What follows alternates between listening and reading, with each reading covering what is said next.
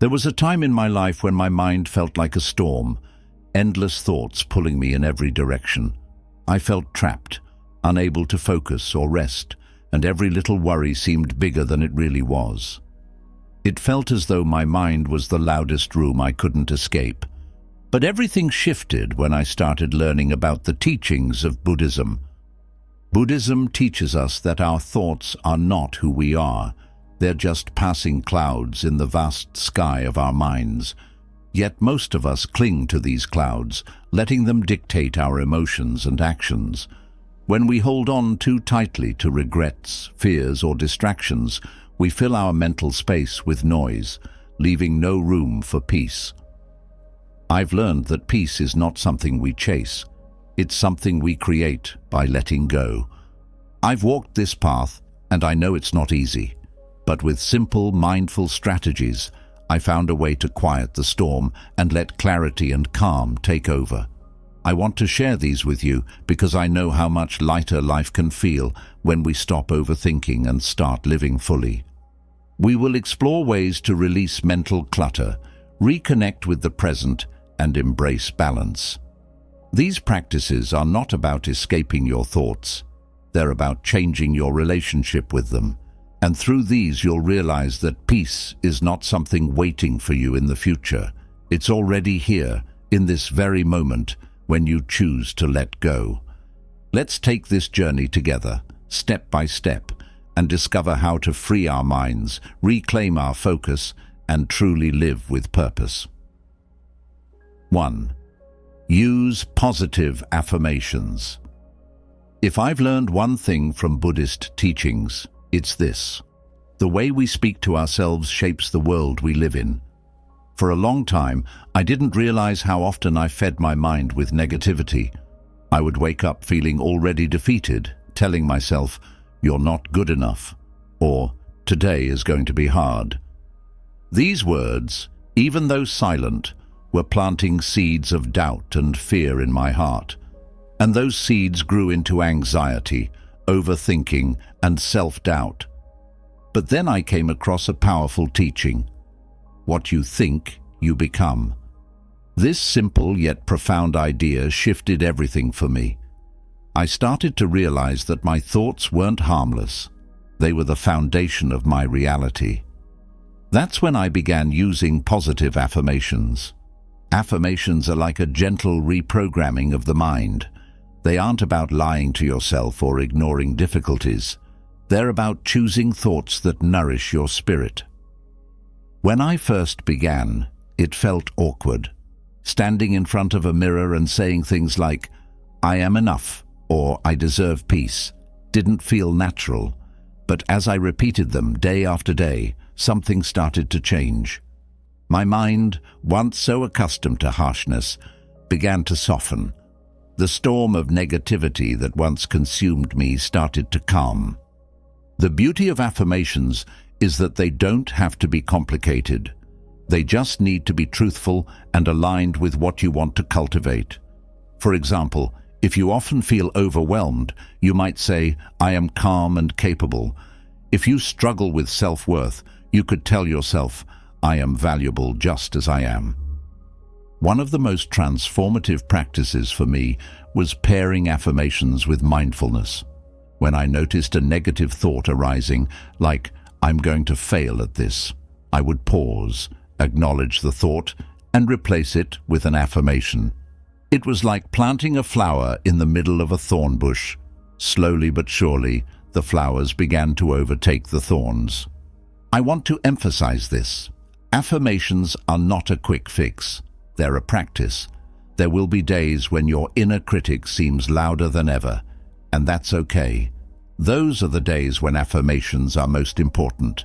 They remind you of your inner strength, even when you feel weak. One thing that helped me was creating a morning ritual around affirmations. Each morning, before the chaos of the day could take over, I would sit in a quiet space, close my eyes, and repeat my affirmations. Some days, I would write them down in a journal to anchor them even more deeply. This simple practice set the tone for my day and gave me a sense of control over my mind. Now, I want you to think about your own inner dialogue.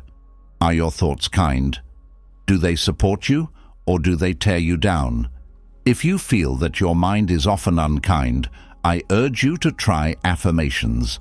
Start small. Choose 1 or 2 phrases that resonate with you and repeat them throughout the day. Say them when you wake up, when you feel stressed, and before you sleep. Positive affirmations are not just words. They're a reminder of your power to create the life you want. They're a way to reclaim your peace, one thought at a time. And I promise you, as you cultivate this practice, you'll begin to notice a profound shift in how you see yourself and the world. 2. Simplify your life. If you've ever felt overwhelmed by the sheer weight of life, your responsibilities, your possessions, your endless to-do lists, then you'll understand why simplicity is a cornerstone of inner peace. For years, I lived in a state of constant busyness. My days were packed with commitments, my mind cluttered with worries, and my surroundings overflowing with things I didn't even use. It was as if I was carrying an invisible burden everywhere I went, and it was exhausting. Buddhism taught me that much of this weight is self-imposed. The Buddha said, "It is not the external things that weigh us down, but our attachment to them." This wisdom hit me deeply. I realized that the chaos in my life wasn't just about the things I owned or the tasks I had. It was about my unwillingness to let go. The first step I took towards simplifying my life was decluttering my physical space. I started with my home. Room by room, I asked myself, do I really need this? Does this bring me joy or serve a purpose? If the answer was no, I let it go. At first it was hard. I had attachments to things that didn't really matter. Old clothes, sentimental trinkets, gadgets I never used.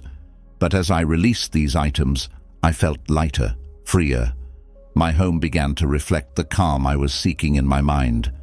But simplicity isn't just about possessions. It's about the commitments we make and the thoughts we allow to occupy our minds. I realized that I was saying yes to too many things, projects, social events, even trivial tasks that drained my energy. So I began practicing discernment. I asked myself, does this align with my values? Will this bring me closer to peace? If the answer was no, I learned to say no without guilt. One of the most profound shifts came when I simplified my thoughts. Instead of letting my mind race with endless worries about the past and future, I began focusing on the present moment. Buddhism teaches us that the present is all we truly have, and by staying grounded in it, we free ourselves from much of the mental clutter that weighs us down. Simplifying life is not about deprivation, it's about creating space for what truly matters. When we let go of what doesn't serve us, we make room for peace, clarity, and joy. For me, this journey of simplification has been one of the most rewarding practices of my life. It's helped me to breathe more deeply, think more clearly, and live with greater intention. I want to leave you with this thought. Simplicity is a gift you give to yourself. It's not something the world will hand you. You have to create it. But once you do, you'll discover a sense of freedom and balance that you may not have realized was possible. Start small. Let go of one thing today, whether it's an object, a commitment, or a negative thought. And as you do, feel the lightness that comes from choosing simplicity. It's a step toward the peace you deserve. 3. Limit the information you consume. Let me share a truth that took me years to understand. Our minds are not designed to process the sheer volume of information we are bombarded with every day. For the longest time, I was a victim of this endless stream. News updates, social media posts, emails. Every ping on my phone pulled me in. I told myself it was important to stay informed, but deep down, it was exhausting. My mind felt cluttered and my focus scattered. In Buddhism, there's a teaching that struck me. Your mind is like a garden. What you plant is what will grow. I realized that by constantly consuming unnecessary or negative information, I was planting weeds in my mental garden. The more I let in, the harder it became to nurture the seeds of peace and wisdom. The first step I took to limit information was setting boundaries. I started by choosing specific times to check my phone and email instead of letting it interrupt my day. I began unfollowing social media accounts that didn't add value to my life and stopped doom scrolling through the news late at night. It wasn't easy at first. There's an addictive quality to being in the know. But as I stepped back, something amazing happened. My mind started to breathe. Limiting information is not about cutting yourself off from the world. It's about being intentional. Ask yourself, does this serve my peace or my purpose? If it doesn't, let it go. Over time, I noticed that I wasn't missing out on anything important. Instead, I gained something far more valuable: mental clarity and a sense of calm. There's another layer to this practice: filtering the quality of what you consume. Buddhism teaches that our thoughts shape our reality. So why not fill your mind with wisdom, kindness, and inspiration? I began choosing books, podcasts, and teachings that nourished my spirit instead of draining it. This simple shift transformed how I viewed the world and myself. I invite you to reflect on your own habits. Are you constantly scrolling, refreshing, or consuming out of habit? If so, take a step back. Create moments of silence in your day where you can reconnect with your inner self. Limit the noise, and you'll find that the quiet brings a clarity you've been longing for. Remember, what you feed your mind matters as much as what you feed your body. 4. Develop a regular exercise routine. Let's talk about something that has profoundly changed my life: movement. For years, I thought of exercise as a purely physical thing, a way to stay fit or lose weight.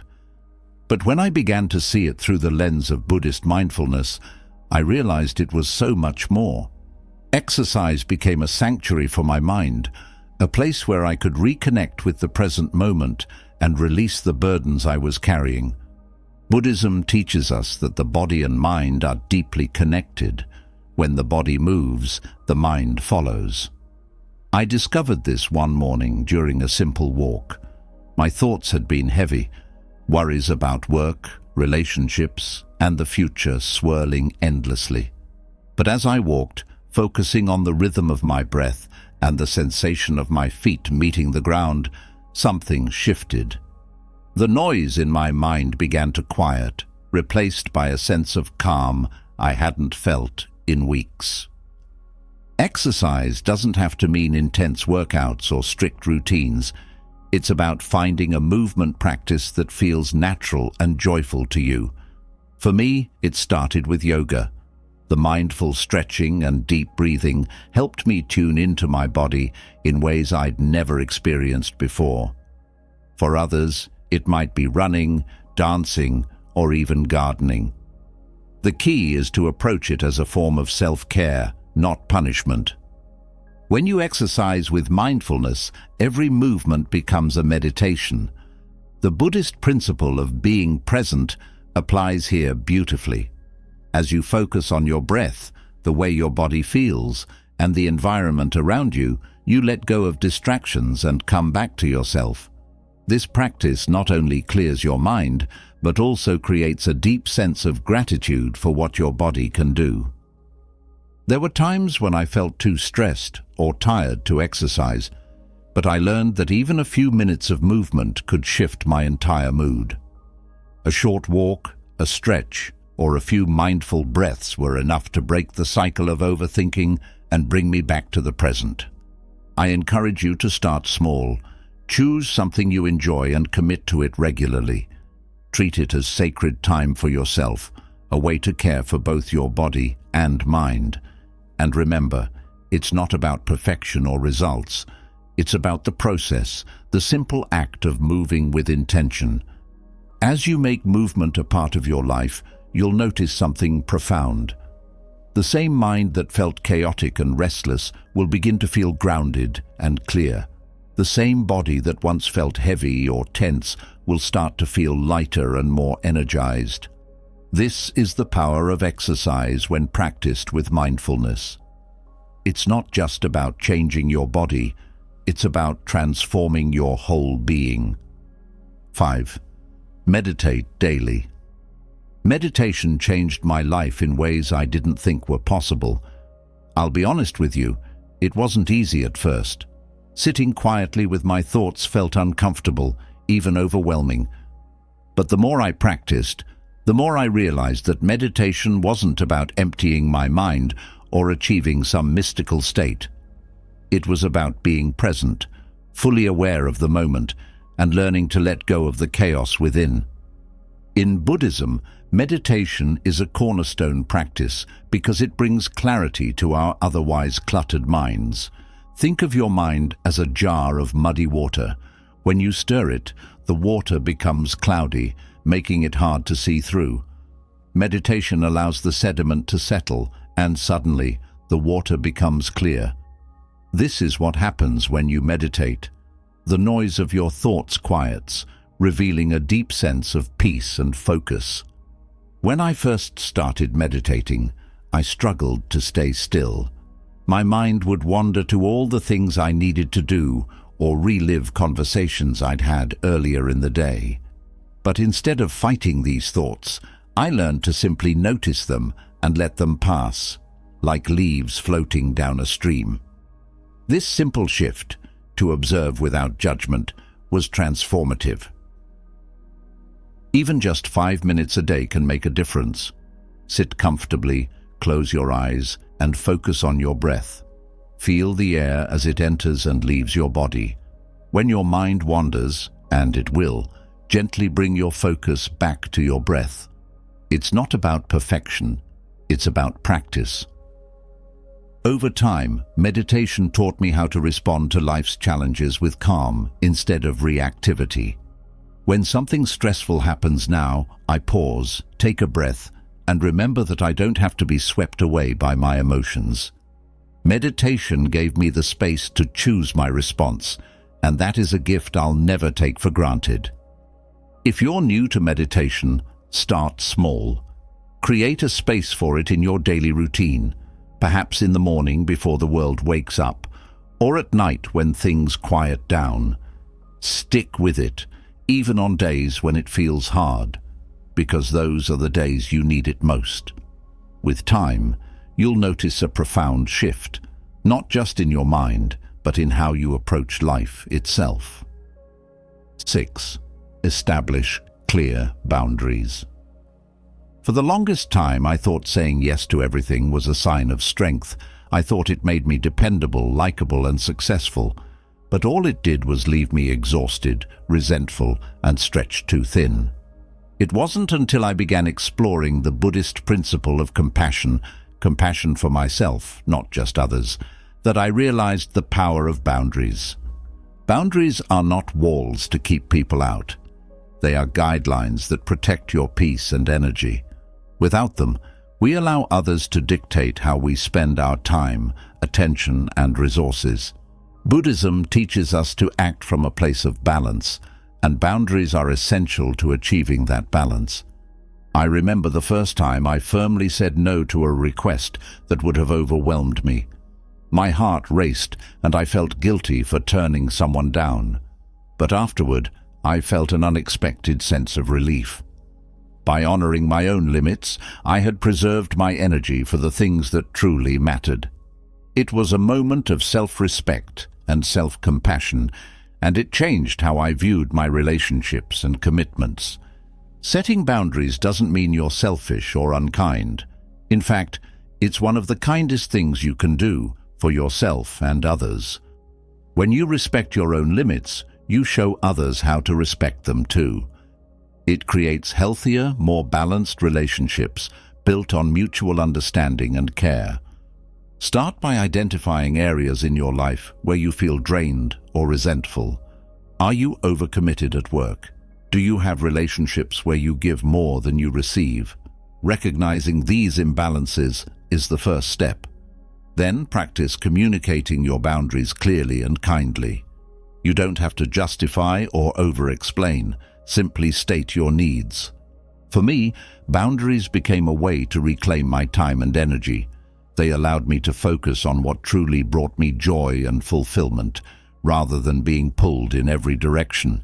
And you know what? The people who truly care about you will respect your boundaries. Those who don't may push back at first, but that's a reflection of their expectations, not your worth. Boundaries are acts of self-love, and they take practice. Start small. Say no to something minor and notice how it feels.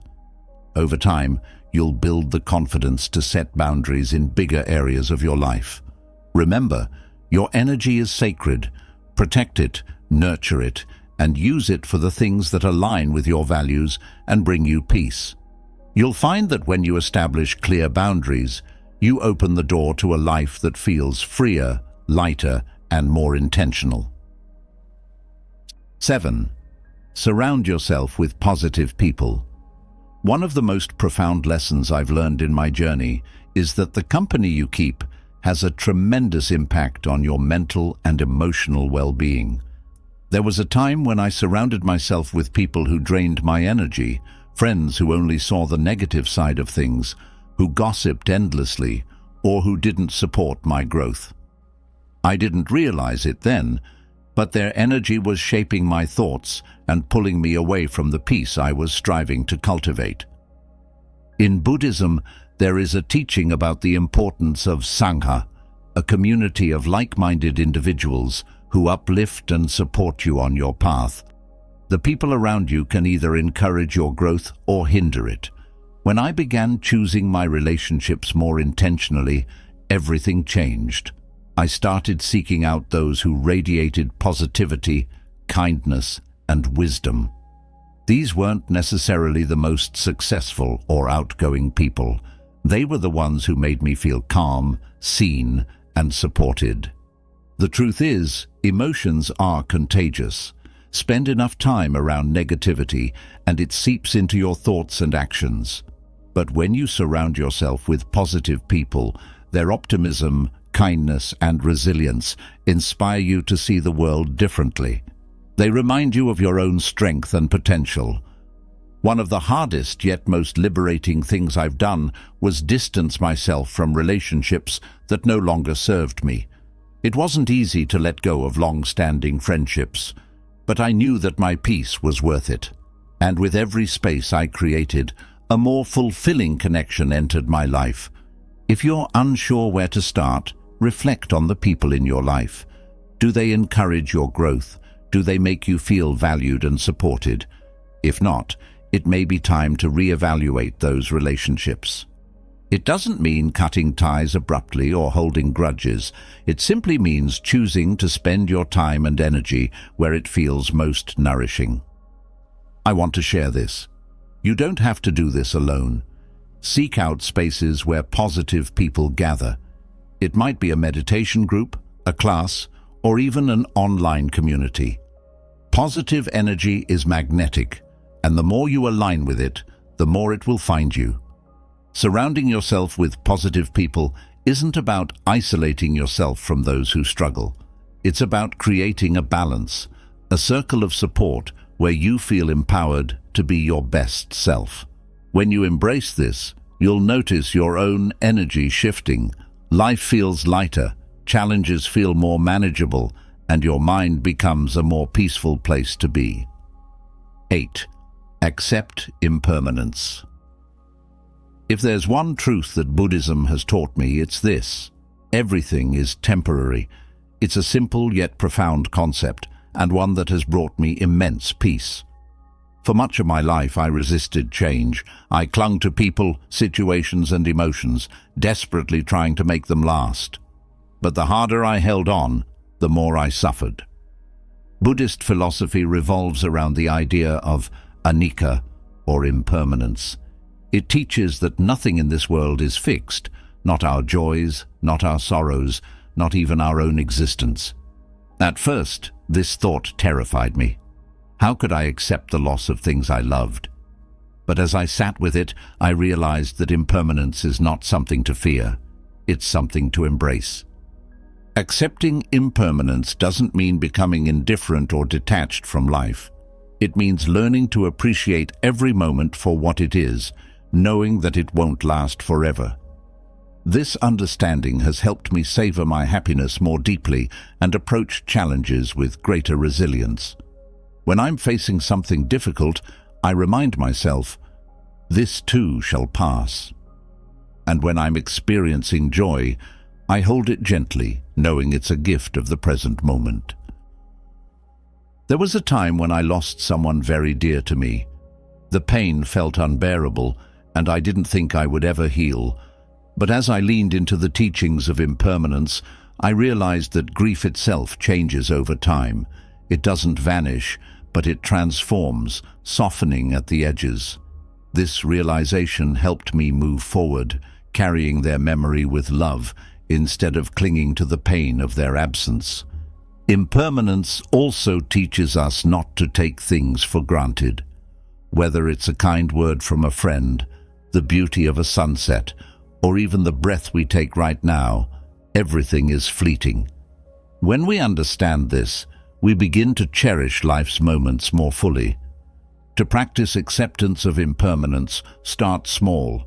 Observe the little changes around you, the way the seasons shift, the way a flower blooms and fades. Reflect on how your own emotions rise and fall like waves. Instead of resisting these changes, flow with them. Let them teach you that life is not about permanence, it's about presence. Accepting impermanence has brought me a profound sense of freedom. I no longer feel the need to control or cling. I've learned to let go with grace, to trust that life's ebbs and flows are part of a greater rhythm. And in that letting go, I've found a deeper peace than I ever thought possible. 9. Dedicate time to your hobbies. One of the most overlooked but deeply rewarding lessons I've learned is the power of dedicating time to hobbies. For a long time, I believed that my free time had to be productive in the traditional sense, working harder, checking off tasks, or doing something that directly contributed to my goals. But the more I dove into Buddhist teachings, the more I realized that life isn't just about achievements. It's also about nurturing the joy that comes from simply being. Hobbies are not a waste of time. They are a gateway to mindfulness, creativity, and balance. Whether it's painting, gardening, cooking, or playing an instrument, hobbies allow us to step away from the endless demands of life and reconnect with ourselves. For me, it was writing. Whenever I sat down with a notebook or keyboard, my mind felt free to explore and create without judgment or pressure. Those moments became a sanctuary, a space where I could breathe. Buddhism emphasizes living in the present moment, and hobbies are a beautiful way to practice that. When you're fully engaged in something you love, time seems to fade away. You're no longer worrying about the past or stressing about the future. Your mind quiets, and you're simply there, immersed in the act of doing. That's mindfulness in its purest form. The challenge for many of us is carving out time for hobbies amidst our busy lives. But here's what I've learned. If we don't prioritize our passions, we risk losing a part of ourselves.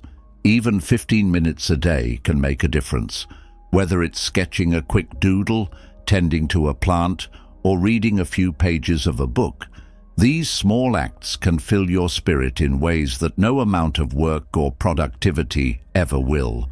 When I started dedicating more time to my hobbies, I noticed a ripple effect in other areas of my life. I became more patient, more creative, and less reactive to stress. My hobbies weren't just a break from life, they were a way to enrich it. If you've been neglecting your hobbies, I encourage you to revisit them. What brought you joy as a child? What activity makes you lose track of time? Reclaim that passion. It's not selfish, it's self-care. And as you nurture this part of yourself, you'll find that it spills over into everything else, making life feel lighter, fuller, and more aligned with who you truly are. 10. Learn to say no. Learning to say no was one of the hardest lessons I've ever had to embrace, but also one of the most liberating. For much of my life, I was a people pleaser. I thought that saying yes to everything made me kind, helpful, and dependable. But in reality, it left me drained, overwhelmed, and sometimes even resentful. Buddhism taught me an important truth. To protect our inner peace, we must set boundaries. Saying no is not an act of rejection, it's an act of self-respect. When we say yes to everything, we say no to ourselves. I had to learn this the hard way.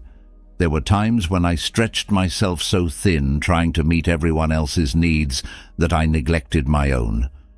I'd agree to extra work, attend events I didn't want to, and take on responsibilities that weren't mine to carry.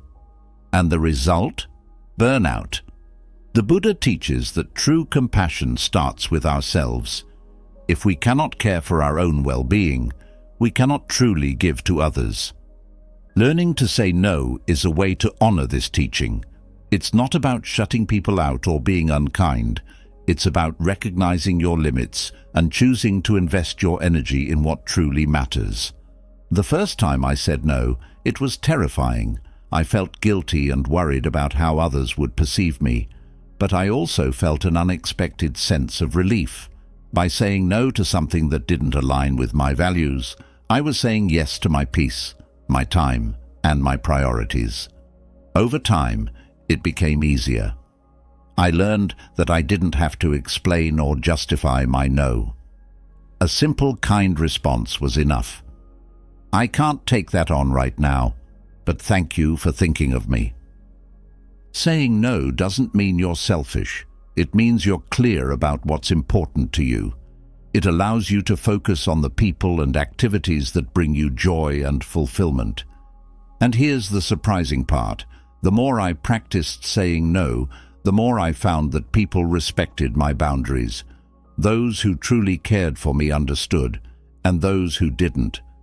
Well, it taught me something about the nature of those relationships. If you struggle with this, start small. Practice saying no to minor requests or invitations that don't resonate with you. Notice how it feels to reclaim your time and energy. Gradually, you'll build the confidence to set boundaries in bigger areas of your life. Remember, every time you say no to something that doesn't serve you, you're saying yes to yourself. And that yes is a powerful act of self-love and mindfulness. Let go of the guilt. Embrace the freedom that comes from honoring your limits. Saying no is not just a skill, it's a path to peace. 11. Cultivate patience.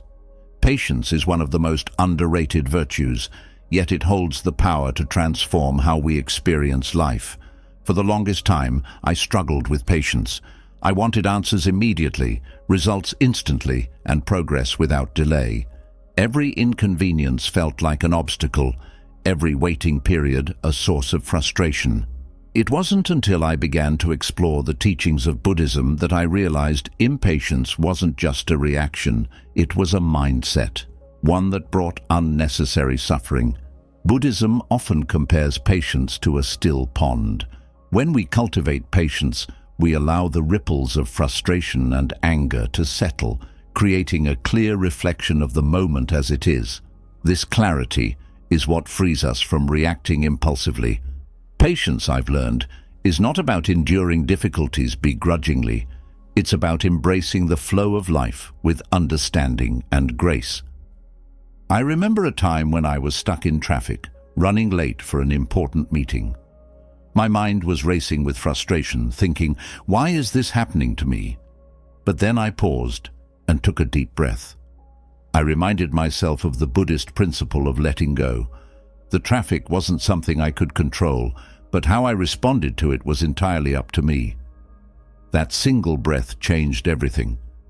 Instead of spiraling into stress, I focused on the present moment, the sound of the rain on the windshield, the rhythm of my breath, and found peace amidst the chaos.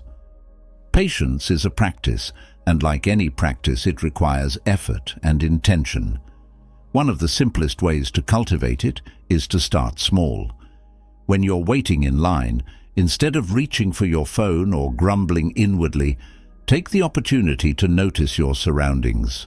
Observe your thoughts and let them pass without judgment. Over time, you'll find that these small moments of patience add up, reshaping how you approach larger challenges. Buddhism teaches us that impatience often arises from clinging to expectations, timelines, or desired outcomes. Letting go of this attachment is liberating. It doesn't mean we stop caring. It means we stop trying to force life into our own rigid frameworks. When we cultivate patience, we create space for life to unfold naturally, trusting that things will happen in their own time. Patience is not a weakness. It's a strength. It teaches us resilience, helps us navigate challenges with grace, and brings a sense of calm to our daily lives. And the best part? It's something we can all develop, one moment at a time. Start today. Pause when you feel frustration bubbling up. Take a breath. Remind yourself that you're not in a race. Life, in all its beauty, will meet you exactly where you are. 12. Find time for nature. If there's one place where I've always found peace, it's in nature. There's something profoundly grounding about stepping outside, feeling the breeze on your skin, and hearing the rustle of leaves. For me, it's a reminder of the Buddhist teaching that we are not separate from the world. We are a part of it. Nature has a way of reconnecting us with the present moment and putting life's worries into perspective. I used to underestimate the power of nature. Caught up in the busyness of work and responsibilities, I rarely made time to step outside. But one day, overwhelmed by stress, I decided to take a walk in a nearby park. It wasn't anything extraordinary, just trees, a dirt path, and birds chirping in the distance. Yet, as I walked, I felt my mind quieting. The tension in my body eased, and the racing thoughts slowed. It was as if nature had wrapped me in a blanket of calm. Buddhism teaches us to find peace in simplicity, and nature embodies that perfectly. There's no rush, no judgment, no need to perform. A tree doesn't worry about how tall it's growing. A river doesn't stress about how fast it's flowing. They simply exist, and their presence invites us to do the same. Making time for nature doesn't mean planning elaborate trips to far-off places. It's about appreciating the natural world around you, whether it's a park, a garden, or even a single tree on your street. Take a moment to be present. Feel the ground beneath your feet. Listen to the sounds around you. Notice the colors, textures, and smells. These small acts of mindfulness can have a profound effect on your mental and emotional well-being. One of my favorite practices is a nature pause.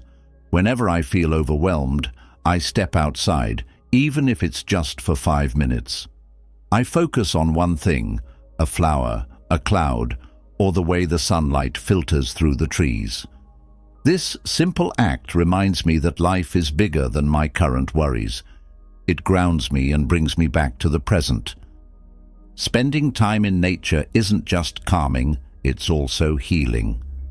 Studies have shown that being in green spaces reduces stress, lowers blood pressure, and improves mood.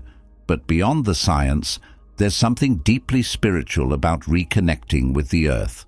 It's a reminder of the interconnectedness of all things, a core teaching of Buddhism. So, I encourage you to make time for nature, even in small ways. Walk barefoot on the grass. Watch the stars at night. Let the rain touch your skin. These moments, though simple, have the power to reset your mind and remind you of life's inherent beauty. In nature, you'll find a teacher that speaks without words, guiding you back to peace, clarity, and balance. 13. Take regular digital detoxes. In our hyper-connected world, stepping away from screens can feel impossible, but it's one of the most liberating habits you can cultivate. For a long time, I found myself endlessly scrolling. News, emails, social media, always chasing the next piece of information. My mind was constantly busy, yet I felt drained. It wasn't until I embraced the practice of digital detoxes that I realized how much mental clarity I had been missing. Buddhism teaches us to cultivate mindfulness and live fully in the present moment. But how can we do that when we're glued to devices that pull us into a whirlwind of distractions? Taking a digital detox isn't about rejecting technology altogether. It's about creating intentional spaces of silence where your mind can rest. The first time I turned off my phone for an entire day, it felt strange, even uncomfortable. But as the hours passed, I noticed something unexpected. I began to breathe more deeply, feel more grounded, and pay attention to the world around me. I wasn't tethered to notifications or the need to check in. Instead, I felt free. A digital detox doesn't have to be extreme. Start small by setting boundaries, like turning off your devices during meals or before bedtime. Create moments in your day where you disconnect completely, even if it's just for an hour. Use this time to read, meditate, or connect with loved ones without interruptions. You'll find that stepping away from the digital noise isn't just refreshing, it's transformative. It allows you to recharge, refocus, and reconnect with what truly matters. In the stillness of a digital detox, you'll rediscover the peace that often gets drowned out by the constant buzz of modern life. 14. Practice forgiveness. Forgiveness is one of the most powerful tools for cultivating inner peace. I used to hold on to grudges, replaying moments of hurt over and over in my mind. I thought that holding on to my anger protected me from being hurt again. But in reality, it was like carrying a heavy stone that weighed me down with every step. It wasn't until I began practicing forgiveness that I felt the weight begin to lift. Buddhism teaches us that forgiveness is not about condoning harmful actions or pretending the pain didn't happen. Instead, it's about letting go of resentment and anger, which only harm us in the end. As the Buddha said, holding on to anger is like drinking poison and expecting the other person to die. When I first tried to forgive someone who had hurt me deeply, it wasn't easy. I didn't do it for them, I did it for myself. I began by acknowledging my pain and allowing myself to feel it fully. Then, I made the conscious choice to release it, one breath at a time. It wasn't instant, but over time, the anger began to fade, replaced by a sense of freedom. Forgiveness doesn't mean you have to reconcile with the person or forget what happened. It simply means you're choosing to no longer let their actions control your peace. Start with small acts of forgiveness in your daily life. A slight from a friend, an irritating comment, or even forgiving yourself for a mistake. When you practice forgiveness, you create space in your heart for compassion and healing. You let go of the past's grip and reclaim your power to live fully in the present. In forgiveness, you find not just peace with others, but peace within yourself. 15. Keep a personal journal. Writing in a journal has been one of the most grounding practices in my life. For years, my mind felt like an overflowing cup, thoughts, worries, and emotions spilling everywhere with no sense of order. Journaling gave me a space to pour those feelings out, to make sense of the chaos, and to create clarity.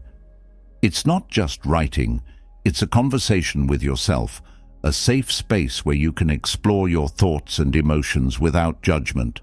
Buddhism emphasizes mindfulness and self-awareness, and journaling is a beautiful way to cultivate both. When you put pen to paper, you slow down, you reflect, you begin to notice patterns in your thoughts and behaviors. I've found that journaling helps me uncover what truly matters, while also letting go of the mental clutter that keeps me stuck. When I started journaling, I didn't follow any rules. I simply wrote what was on my mind, things I was grateful for, things that bothered me, or questions I was grappling with. Over time, it became a ritual. Each morning or evening, I'd take a few minutes to write. Some days it was just a few lines, other days it was pages. But every time I felt lighter afterward. A journal is also a tool for growth. You can revisit old entries and see how far you've come. It's a reminder that even when life feels stagnant, you're constantly evolving. Whether it's a gratitude journal, a reflection log, or a space for free-flow writing, let your journal be whatever you need it to be. Start small. Write 1 sentence a day if that's all you can manage. Over time, it'll become a habit that not only clears your mind, but deepens your understanding of yourself. In those quiet moments with your journal, you'll discover a peace that only comes from self-awareness. 16. Practice self-compassion. For the longest time, I was my own harshest critic. Every mistake, every perceived flaw felt like a personal failure. I would say things to myself that I'd never dream of saying to someone else. But as I began to embrace the teachings of Buddhism, I realized that compassion isn't just something we offer to others. It's something we must extend to ourselves. Self-compassion is about treating yourself with the same kindness and understanding that you would offer a close friend. It's recognizing that imperfection is part of being human and that mistakes are opportunities to grow, not reasons to punish yourself. When I started practicing self-compassion, it felt foreign at first. My inner critic was so loud that it took time to quiet it. But little by little, I learned to replace self-judgment with self-kindness. One of the most transformative practices for me was simply pausing when I made a mistake. Instead of spiraling into negative thoughts, I would take a deep breath and say to myself, "It's okay, you're doing your best." This small shift made a huge difference. I began to notice how much lighter I felt when I let go of the need to be perfect. Buddhism teaches us that suffering often arises from the way we treat ourselves. When we let go of self-criticism and embrace self-compassion, we create space for healing and growth. It's not about ignoring your shortcomings, it's about acknowledging them with grace and using them as stepping stones. Self-compassion is a daily practice. It might be as simple as taking a break when you're tired, forgiving yourself for a misstep, or speaking to yourself with encouragement instead of criticism. With each act of self-kindness, you build a stronger foundation of inner peace, and in that peace, you find the freedom to truly thrive. As we come to the end of these 16 strategies, I hope you feel inspired to take small yet powerful steps toward detoxifying your mind and finding the peace you truly deserve. Remember, these practices are not about perfection, they're about progress. Each mindful choice you make brings you closer to a calmer, more present and balanced life. The beauty of Buddhism lies in its simplicity and its ability to transform even the smallest moments into opportunities for growth. Now, I'd love to hear from you. Which of these strategies resonates with you the most? Have you already tried any of them, or are there other practices that help you calm your mind? Share your thoughts in the comments below. I'd love to learn from your experiences and continue this conversation with you. If you found this video helpful, don't forget to give it a thumbs up and share it with someone who might benefit from these teachings. And if you're new here, make sure to subscribe to the channel for more insights, inspiration, and practical wisdom rooted in Buddhism. Together, we're building a community dedicated to mindful living and inner peace. Thank you for watching, and I'll see you in the next video.